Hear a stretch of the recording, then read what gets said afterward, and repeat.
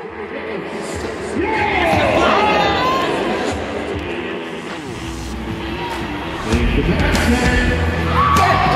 man standing in right now. Here in court number 1.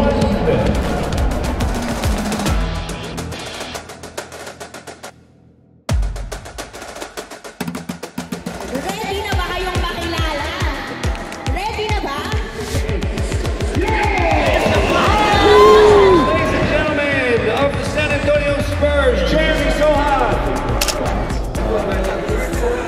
I love the Philippines. I'll be back one day. Appreciate it. Love. We want point